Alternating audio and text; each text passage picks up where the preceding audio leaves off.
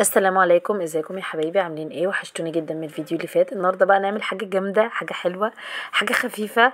إيه، طبعا انا كنت نفسي يعني ان انا اطلع لكم طريقه سهله وبسيطه. جربت حاجات كتير، دي اكتر وصفه عجبتني. هنعمل خبز الشوفان للدايت، طريقته سهله وبسيطه خالص، في البيت، ما بيتكلفش اي حاجه، مكونين اتنين بس يا جماعه، وهتحدى اي حد انه يعمله، عمره ما هيبوظ منك. لو عملتي ايه عمره ما هيبوظ منك. انا جربت طرق كتيره بس دي اكتر طريقه عجبتني، حبيت اشاركها معاكم.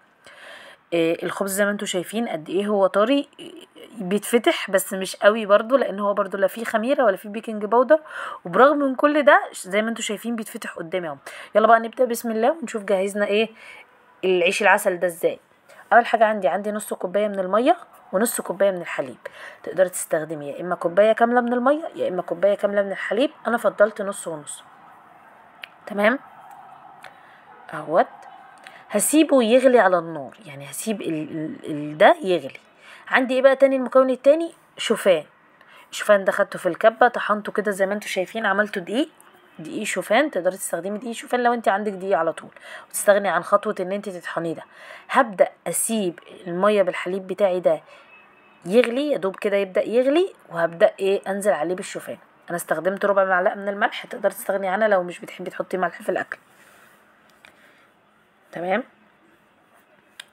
اهو، شايفين بدأ يغلي كده من الجناب. نزلت عليه بكوباية الشوفان المطحون، وهبدأ اقلب فيه، اقلب بيه. الفن بقى كله في الحتة دي، ان انا عندي لازم بهدي النار.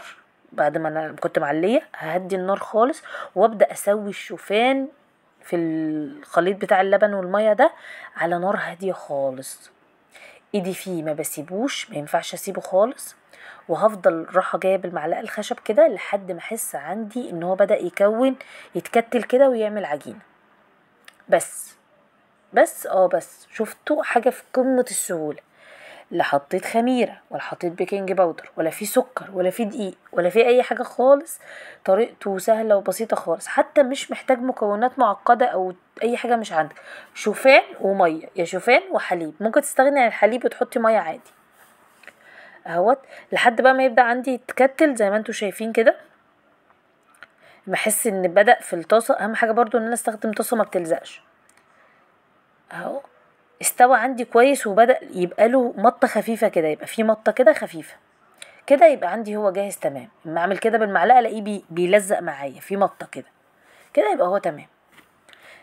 خدت بقى الطاسة بتاعتي ونزلت الشوفان ده او العيش بتاعي، العجينة بتاعتي دي، ولميتها بس بايدي كده في الطبق. بس ما عملتش اي حاجة غير اني لميتها بايدي، لان هي سخنة فمش هعرف اشتغل فيها دلوقتي. هسيبها تهدى سنة كده، يعني 5 دقايق بردت ماشي، 10 دقايق براحتك، يعني اللي يريحك. بدأت اكورها كور. الميزة بقى ان انا كل ما بضغط على الكور دي بايدي بيبقى فيها زي لها عرق كده. شفتوا العجينة اللي بيبقى لها عرق؟ هي كده بقت عجينة عندي لها عرق، هو ده اللي انا عايزاه، مش عايزة اكتر من كده. حاجة كده سهلة خالص، اللي هو ممكن تعملي كوباية الصبح تفطري بيها مثلا. تعملي لك مثلا كوباية شوفان، تعملي لك 5 وحدات مثلا، ممكن تفطري وتتعشي بيهم لو انت مش عايزة تستخدمي عيش. وحتة جبنة قريش تحفة. ولا تقولي بقى سعرات حرارية وحاجة مشبعة. انا كانت مشكلتي في الدايت ان الحاجة ما بتشبعش. عيب بس العجينة دي انها بتلزق، فخدي بالك. ده عادي، ده امر طبيعي انها تلزق منك، فهنتعامل معاها بحرص. شوفوا اصلا عمالة تجري مني وانا يعني بحاول الم الموضوع. انا مسحت ايدي مسحة زيت خفيفة عشان بس اقدر افردها سنة خفيفة. بس اهم حاجة كده بالنشابة بس اخدها كلها سوا واحد اهو. بس خلصت.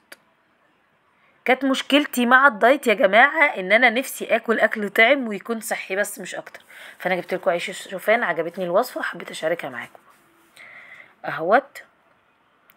زي ما انتوا شايفين بيرفع ازاي من النص، برغم ان لا فيه خميرة ولا بيكنج باودر ولا اي حاجة اهو. هبدأ اقلب. هو طبعا كل ما بترققيه مش بينفخ معاكي قوي، لو انت عايزاه ابقي سيبيه تخين شويه، ما تعملوش رفيع قوي زي كده، ممكن اتخن شويه هتلاقيه يقب معاكي عادي.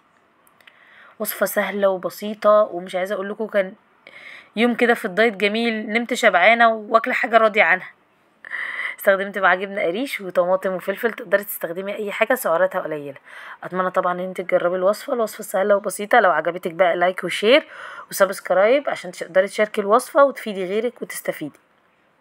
اشوفكم ان شاء الله فيديو جديد ووصفه جديده. مع السلامه. سيبكم بقى تستمتعوا بالمنظر شويه معايا.